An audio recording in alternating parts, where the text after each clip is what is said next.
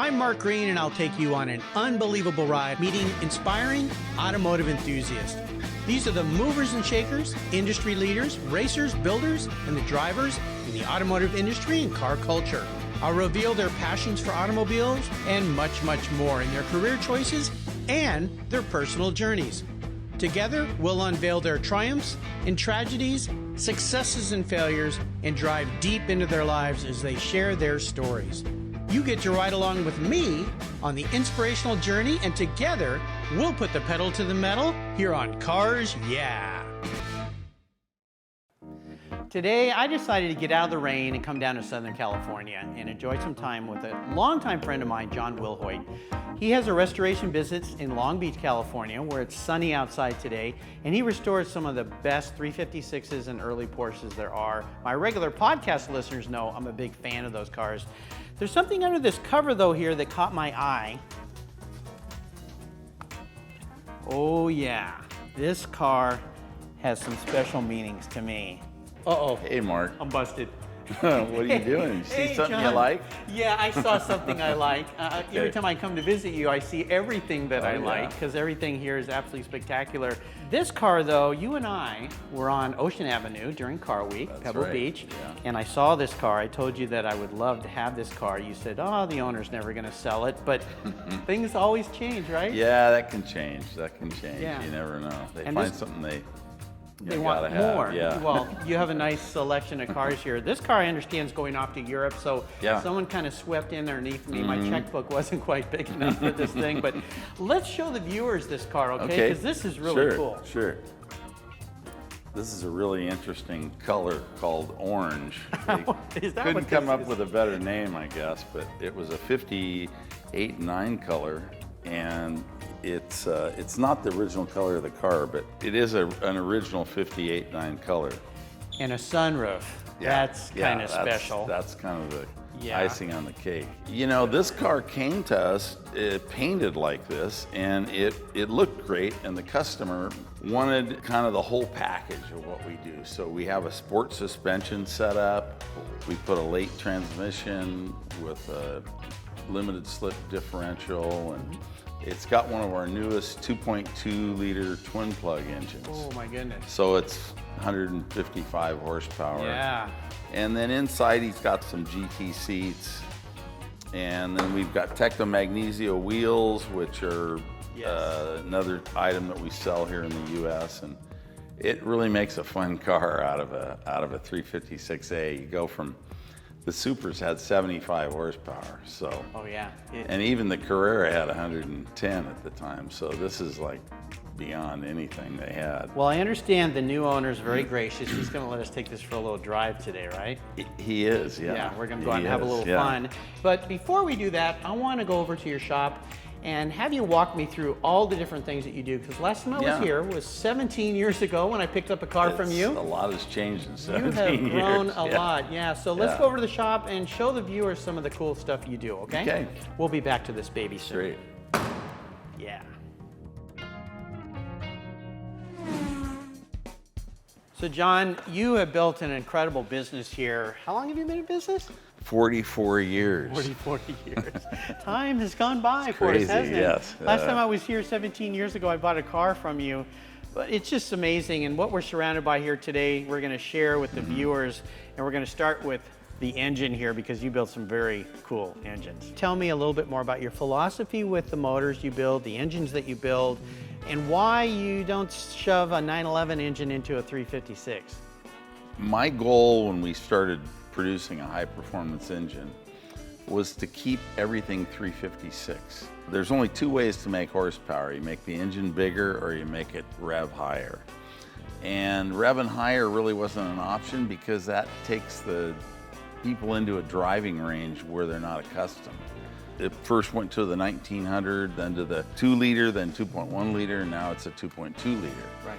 And it's a longer stroke. We changed the rods, we changed the piston. It's pretty much everything in the engine has changed, except the case is original 356, but it's still a push rod engine, still looks like a 356 engine. And when you drive it, it drives just like a 356, but it has more power. More power. So when we're talking about horsepower, just from a viewer standpoint, we go from old Porsches some had 40 horsepower, 60, 75 yeah, 60, maybe. Yeah, the 60 was kind of the normal. 75 was the super. That was the case up until the Super 90, which had 90 horsepower. Right. But we're talking on the 2.2 liter, 155 horsepower at least. Yeah. And up to 160 foot-pounds of torque. That's a big jump. You mentioned Super 90. There's a car behind me I want you to show me because I know this is a very rare car. Super 90 GT. That's right. Porsche built very few of these things. So tell me about this car because they didn't make many of these. This car we restored 3 years ago. It is one of 9 made in 61. 9. And they made these cars, the Super 90 GTs, as Carreras.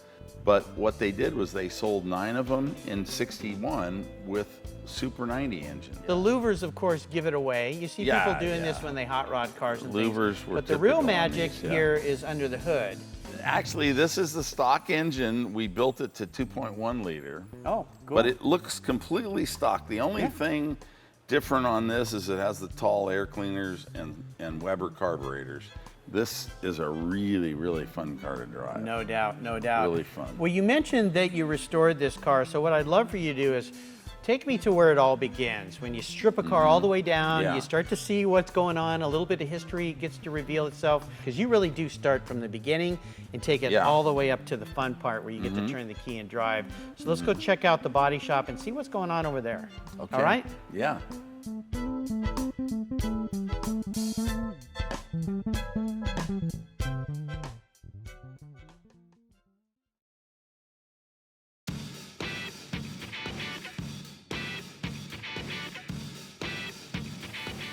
So John, I hear the sound of spray guns in the air. This is the paint shop, right? Yeah, this is the paint shop. I've got something interesting I want you to see. All right.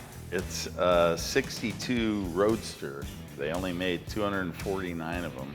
Holy grail. Yeah, this one's a Super 90. Even better. Which they only made 51. Wow, wow. So it's a neat car, and it's all ready for paint. The metal work's all done. All the cars we do are done with metal finishing. We don't use any filler, Bondo, anything like that on the cars. What we do at this point now, the next process, we'll take all the panels off. The guys will go over the whole car, each panel, literally put on their glasses, and they'll go over every section, burnish it, and then if there's any pinholes, we have a spot blaster for that. So when the car is ready for primer, we'll primer all the panels separately, but we know that every inch of that car is clean. And like I said, we don't skim coat it with Bondo, we don't do any of that. Then once the primer is on there, we start block sanding the car. It gets a primer and a guide coat, but we have to put all the panels back on the car with the door seals and the hood seal and everything, so that when we block sand it, it's all perfectly even and flat. perfect. Wow. So you look down the side of the car and it's perfectly flat. And to give you an idea, for us to paint a car complete is a minimum of 400 hours to do a 356, just the paint. Just the paint, yeah. But it's that much taking things apart, putting them back together, making sure everything lines up right. And we go through 2 stages of primer, and then the painting process, and then the sanding and polishing process after the paint's Incredible done. amount of work. So But it's more pays work off. than most people think. Pays off, it is, absolutely.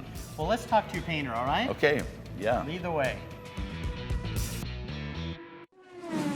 Mark, I want to introduce you to somebody. Yeah, Hey, this Mark. is Chris Mayring. He's my Chris. shop manager. Good to meet you. He also does all the painting on the cars. Oh, okay.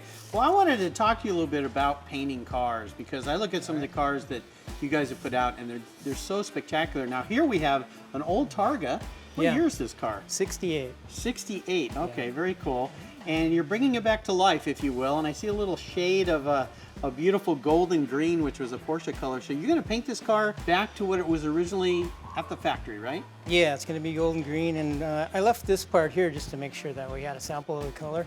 Great. And there is another color that we have that we sprayed out, but I wanted to make sure the customer had a choice and make sure we get the color correct for him. Very cool. Well, nowadays, paint has changed a lot from 68, right? Yeah. The old kind of paint versus new paints. So now you're putting, I understand, a base coat clear coat on cars, Yeah. whereas they used to have just a base coat, if you will.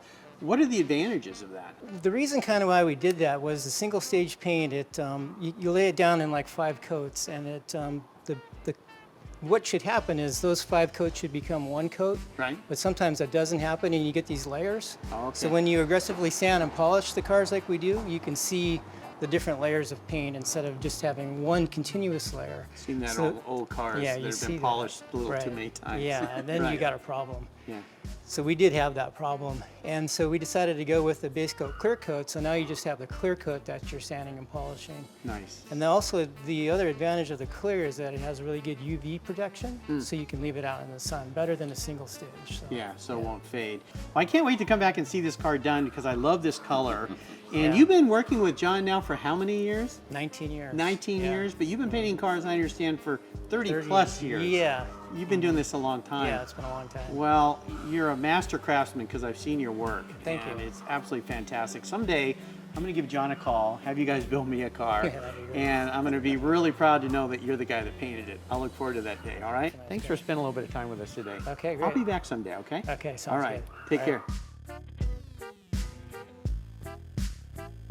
John, we're in the dyno room now, right? Yeah, this is it, yeah. Well, before we talk about the motor, the engine here, and running it, this is a very special room. I'd like you to tell me a little bit more about all the things, the complexity that goes into preparing a room like this. Well, first, the room itself, you know, it has to be a certain size so that we can control the airflow. The airflow is key to any dyno because you want to be able to control airflow so that you have fresh air for the carburetors, and you also want to be able to take the heat and the exhaust out of the room. Exhaust is critical that you get that out of the room. So Right. there's 2 fans in there that suck the air from up here across the engine and suck it right up and spit it out. I feel like out I'm the having a roof. cold air bath here. It feels kind of Yeah. nice in here. Yeah. What the dyno is it's basically a big water break with a strain gauge on it. That measures basically the torque, the rotational torque of the engine. And we're able to slow the engine down with the water servo. And then the computer takes all that and measures it and spits Wow. it out every 100 RPM and gives us the performance reading. What we do is we take the rotational torque and multiply it by times RPM by a factor, and that gives us the horsepower. Well, and you build engines for people all over the world, so this We way do, you can yeah. regulate everything. You know when it's going out. Somebody can just put it in their car. It's going to Exactly. run great. There's no complaints. Yeah, we can break yeah. the engine in, break in the rings, go through a couple of oil changes, valve adjustments. Nice, nice. And we know the engine's operating properly. So let's start it up. Okay, so what we do when we want to do a test, I go in here and I tell it to do an acceleration test. And so what I do now is I push start and I rev the engine. And when I rev it up, I'll give it full throttle and it'll hold the engine at 2,500, and then I push accelerate and now it's going through the sweep. So the computer is controlling it now. And So it once went up to 5,500 RPM. and then Yeah. it started drop, and I told it to drop back. When I do a test like that, I can see how the carburetor responds, how the mixture responds, and we can get a pretty good idea of whether it's too rich or too lean. Oh, this is so So, cool because you can figure everything out in a lot of different variables, so that you're looking at things based on one thing, a second thing, a third thing. I mean, all the way through. So you know when Yeah. engine's ready to go in a car, you know exactly Yeah. how it's going to perform. There's no question. No. We know it's running good. We know all the cylinders are firing. We know the carburetor's working properly. And this is obviously so much better than taking a car out and going, I don't feel right. Yeah, Something- And all the time that takes to Yeah. do. No, you can't do that. This Plus, is fantastic. we can break the car in, so when you get in the car, you don't have to worry about Over revs. you know, or- oh, I got to keep it below 4,000 Right. for. Yeah. Yeah, no, you can just get in it and drive it. This is really cool. Thanks for Yeah. walking me through this. This Absolutely. is really fun.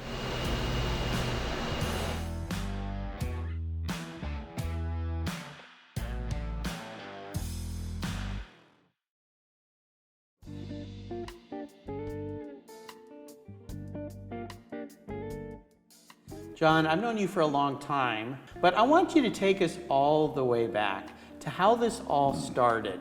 I understand you were in college, right? Yeah, believe it or not, I was going to SC. I was in my final year of getting a business degree. And for a summer job, I thought I'd buy a car, an old Porsche that a neighbor of mine had that had been wrecked. Okay. And I'd rebuild it and sell it and try to make some money.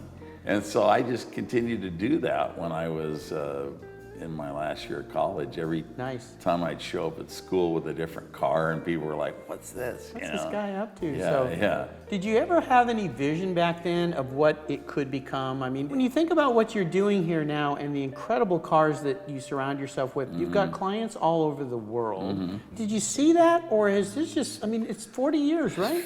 Yeah, back then it was like we were fixing up cars and selling them, It wasn't like, a restoration. Business, right. They weren't that old back in, I just was doing what I like to do, But it started to grow, right? You started to gain a reputation? Yeah, over time, when you have an obsession with detail. And so that, people want something done, and so they see that and they want to hire you to do something. Right. And it just got out of control, kind of. It just grew and grew. Yeah, really. That's what it is. Have you kept count of how many cars you've restored? No. Hundreds, yeah. Hundreds, yeah. It's been a lot of cars. Yeah. And the key thing to me is you've taken your passion and you created a whole life around it. And you employ a whole lot of people. You make a whole lot of people happy. At the end of the day, when you go home, do you feel like you've been at work all day? No, I mean, this is what I love to do. And I think the guys that work for me would probably agree they had the same experience. And I couldn't do it without the group of guys that I have. How do you see the future playing out for you? I've had a lot of guys, not as many guys in the US, but guys I know over in Germany. And they'll say, well, when are you going to retire? I'm like, I'm 66 years old. I mean, what are you... Yeah, this is retirement. I'm in pretty good shape, What? I'm going to retire? Right, why would I do I'm that? doing what I like. And I don't really think about retiring, and I don't really see anything changing for, knock on wood, as long as you're healthy and still upright. We're healthy, and everything's going good. We're all having fun. Well, that's the key. Yeah. Again, you discovered the secret sauce to life. You really have. And I've interviewed over 1,300 people on my podcast. And if there's one thing I've learned is if you are doing every day what you love, it's not to say it isn't work, because it is work. There's challenges. Sure. But you go home with a smile every day. You feel fulfilled, and you're not looking to live for the weekend or for retirement, because you know what? Sometimes those days never come.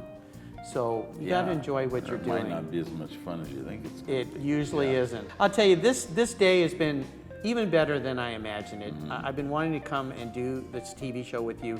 Before I leave today, I do want to take this little orange baby for a ride, get to experience the Willhoit touch, the engine, the magic that you put into your cars. Yeah. So let's take this for a ride. Thank you, Mark, for an absolutely it wonderful was my day. Pleasure. This has been so much fun, John. It's really great. Thanks.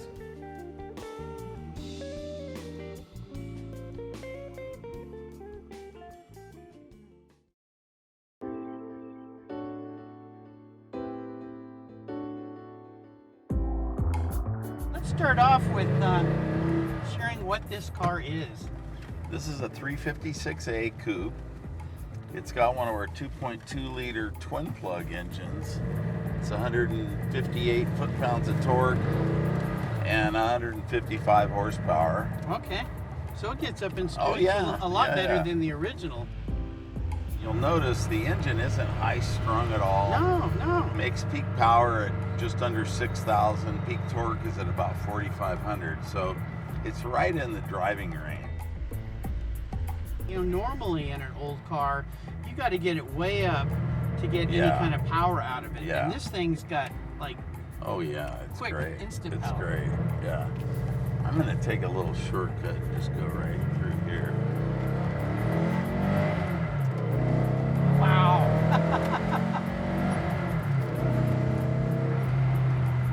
Now, the bottom line is what's great about what you do with your cars is you make them drivable and enjoyable. Well, and it's not just the straight line acceleration, it's the whole balance of the car. My goal is I told you before, is just to make a car that was more of what the 356 is. Yeah. It's not incredibly fast, but it's way faster than they were originally. Sure, sure. And the nice thing is, if you're going up a hill or anything, you've got plenty of power in this car. Oh yeah, I mean, this is a car you can drive anywhere in the traffic like we have here in Los Angeles, Long Beach today, or take it out to the country, take it on. And Oh, you know, yeah. Even with the Speedster style seats, it's very comfortable. It is. In here, and we're two rather big guys, right? We're not Sure, little yeah. minuscule guys, No. although you're a little taller than me. But you know, it's very comfortable. You could have some fun, take it on a road trip. I think Right. the whole package of what you put together with your shop and the way you build your cars is just fantastic. And from all the folks as we drive around eyeballing us and the thumbs up here, I mean, cars like this bring back, well, they bring a big smile. I mean, you can't frown at this car. No, and the thing about these early cars is you can push them and you can really have fun with them, and you're still within kind of the reasonable limit of what most people can drive, and Right. and you know, where you're not going to get a ticket. Still, the power and torque of what you've got is just, it's absolutely brilliant. So kudos to you and your team, what you guys Thanks, build. thanks. This thing is absolutely fantastic. I love it. Yeah. Thank you for this. This has been great. Absolutely, What my fun. pleasure.